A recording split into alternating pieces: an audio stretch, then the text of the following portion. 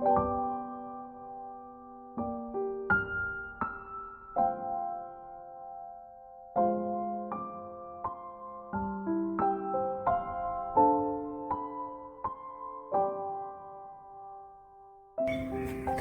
ദൈവത്തിന് സ്തുതി.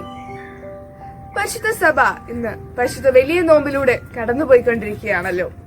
നാം ഇന്ന് 2ാം ഞായറാഴ്ചയിലേക്ക് എത്തിച്ചേർന്നിരിക്കുകയാണ്. ഗർഭോ ഞായർ.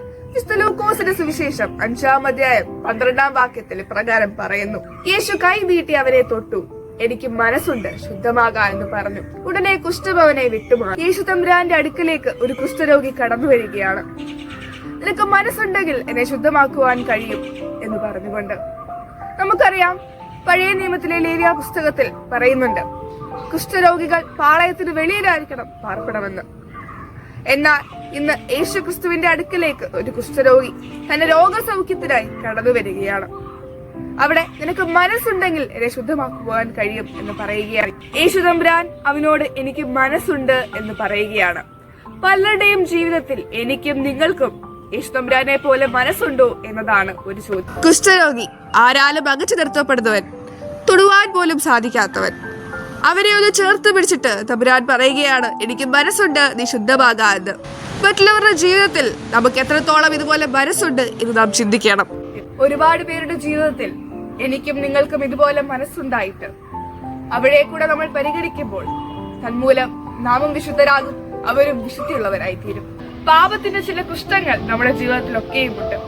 നമ്മളൊന്ന് ആഗ്രഹിച്ചാൽ മതി, നമ്മളൊന്ന് മനസ്സ് വെച്ചാൽ മതി, യേശു തമ്പുരാൻ നമ്മളെയും തൊടും. ആ ഒരു സ്പർശനത്തിലൂടെ നമ്മുടെ ജീവിതത്തിന് മാറ്റം വരും. പലപ്പോഴും അനുതാപത്തിലൂടെ നമ്മുടെ ജീവിതത്തെ ഒന്ന് രൂപാന്തരപ്പെടുത്തേണ്ടത് നമ്മുടെ ആവശ്യകതയാണ്. വിചാരങ്ങൾ പ്രാർത്ഥനയിൽ ശുദ്ധീകരിക്കപ്പെടുന്നു, വചനം കൊണ്ടവ ശക്തിപ്പെടുന്നു. അനുതാപത്തിലേക്ക് നയിക്കുന്ന ദൈവികതയാൽ നമ്മുടെ ഉള്ളം നിറയുവാൻ നാം ഓരോരുത്തർക്കും കഴിയണം. അതിന് നമുക്ക് സാധിക്കണം.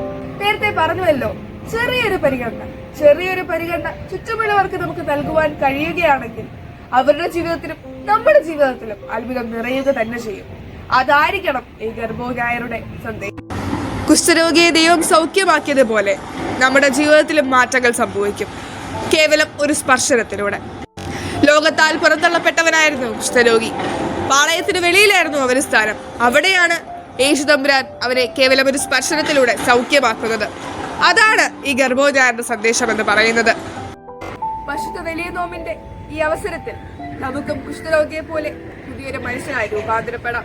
ശുദ്ധീകരണത്തിന്റെ നാളുകളാണ് പരിശുദ്ധ വലിയ നോമ്പ്. ഈ ഗർഭോ ഞായറിലൂടെ നമുക്കും പാപമാകുന്ന കുഷ്ഠത്തിൽ നിന്ന് നല്ലൊരു മനുഷ്യനായി രൂപാന്തരപ്പെടാം. അതിന് നമുക്ക് ഈ നോയമ്പ് നമ്മളെ ആക്കി തീർക്കട്ടെ.